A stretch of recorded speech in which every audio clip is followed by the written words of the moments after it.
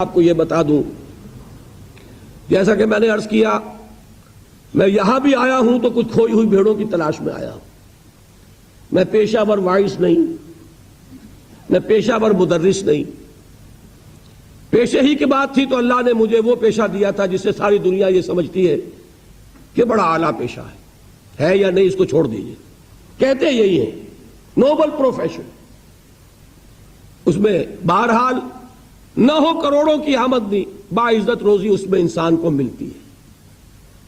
میں نے اس کو چھوڑا ہے۔ میں نے عرض کیا تھا پہلے دن، میرے فکر پر بالکل بچپن میں جبکہ میں 5ویں جماعت میں پڑھ رہا تھا، علامہ اقبال کے اشعار نے ایک اثر قائم کیا ہے۔ تھوڑا سا اس میں مزید رنگ حفیظ جالندھری کے شاہ نامے نے کیا ہے، لیکن اس میں پھر خاکہ تفصیلی مولانا مودودی کی تحریروں نے اولاً، اور مولانا ابوالکلام آزاد کی تحریروں نے، اور مولانا اصلاحی صاحب کی تحریروں نے ثانیاً۔ میں جب 19 برس کا یا 20 برس کا تھا تو میرے سامنے یہ بات واضح ہو چکی تھی کہ ایک مسلمان کی زندگی میں اس کے دینی فرائض کے یہ تین پہلو ہیں۔ عبادت رب، خود اللہ کا بندہ بنے، شہادت الناس، لوگوں پر حجت قائم کرے دعوت و تبلیغ کے ذریعے، اور اقامت دین کی سربلندی کے لیے سر دھڑ کی بازی لگا دے، اور اس کے لیے لازم ہے التزام جماعت۔ یہ کام جماعت کے بغیر نہیں ہو سکتا۔ اسی تصور کے تحت میں جماعت میں شامل ہوا تھا، لیکن بعد میں مجھے محسوس ہوا کہ جماعت اسلامی کا وہ انقلابی لٹریچر وہ آج بھی موجود ہے۔ بدقسمتی سے سن 47 میں نیک نیتی کے ساتھ ایک غلطی کی گئی ہے، اور اس غلطی نے اس کو دلدل میں پھنسا دیا ہے۔ یہ الیکشن کی اس وادی کے اندر وہ پھنس چکی ہے۔ انقلابی انداز اس نے اختیار نہیں کیا۔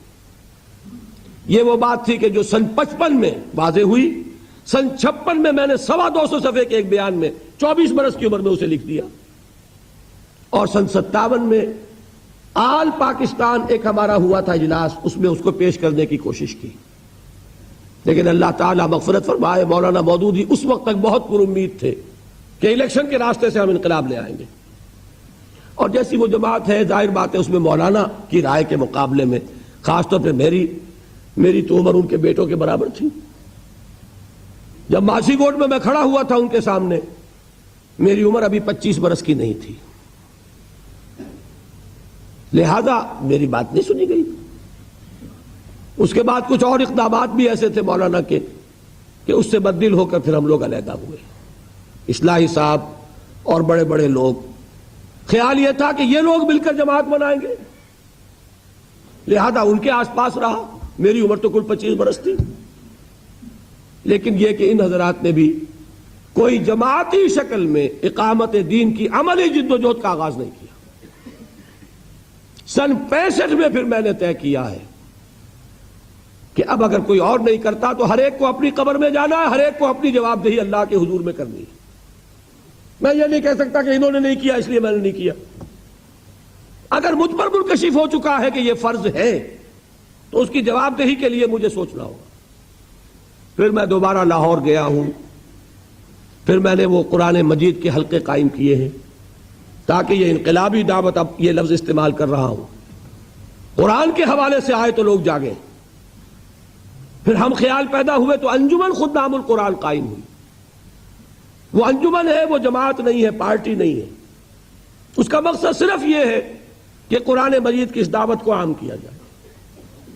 اس میں جو بھی میرے ساتھ شریک ہوئے، انجمن بنی، اب وہ اشاعت، اس میں دورے، اس میں ہماری کانفرنسیں، مختلف شہروں میں جا کر ہمارے قرآنی کیمپس، یہ سب انجمن کے تحت ہوئے تاکہ یہ قرآن کی دعوت کو وسیع پیمانے پر، اور ایک قرآن اکیڈمی قائم کی کہ اسی دعوت کو پیش کرنے کے لیے اعلیٰ علمی سطح پر بھی، اور جس طرح میں کر رہا ہوں اس طرح بھی نوجوانوں کی ایک کھیپ تیار ہو جائے، اس لیے کہ ایک چنا بھاڑ کو نہیں پھوڑ سکتا، اور ظاہر بات ہے کہ ایک شخص آج ہے کل نہیں ہوگا۔ تیار ہو جانی چاہیے ایک ٹیم کے جو اس فکر کو لے کر پھیل جائے ہمارے معاشرے میں۔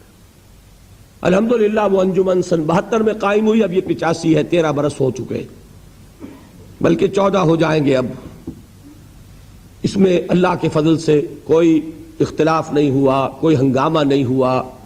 ہم نے اکیڈمی بھی بنائی. اب کوئی 4 سال سے اس میں عملاً بھی نوجوانوں کی تدریس کا کام شروع ہو چکا ہے.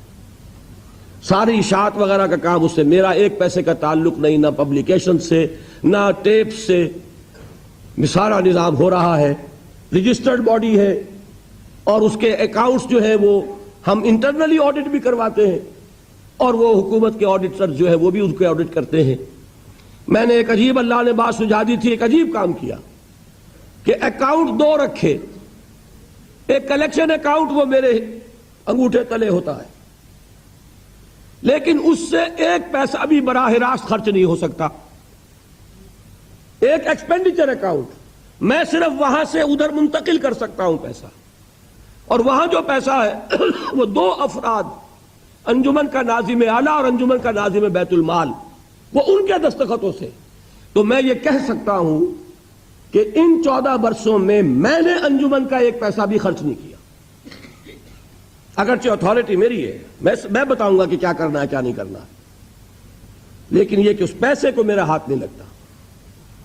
بینک میں آ گیا پیسہ، میں صرف چیک لکھتا ہوں اس بینک سے کہ اس مہینے اب اتنے پیسے کی ضرورت ہے، ادھر نکال دو. اس کے بعد اس کا خرچ جو ہے، اس کے لیے بینک سے پیسہ نکالنے کے لیے ناظم اعلیٰ انجمن کا اور ناظم بیت المال ان کے جوائنٹ سگنیچر سے نکلتا. بہرحال میں نے اس لیے بتایا ہے کہ اول تو میری خواہش ہے، اور ویسے بھی ہونا ہی ہے، اب آپ لوگ واپس ہی گھروں کو آئیں، خیر سے بدو گھر کو لوٹیں، اور اس گھر میں آ کر اصل کام کریں. میں یہاں پہ نہیں، یہاں کے لوگوں کو کچھ کہنے نہیں آیا ہوں. یہاں کے لوگ اپنا حساب جانیں، اپنا معاملہ جانیں.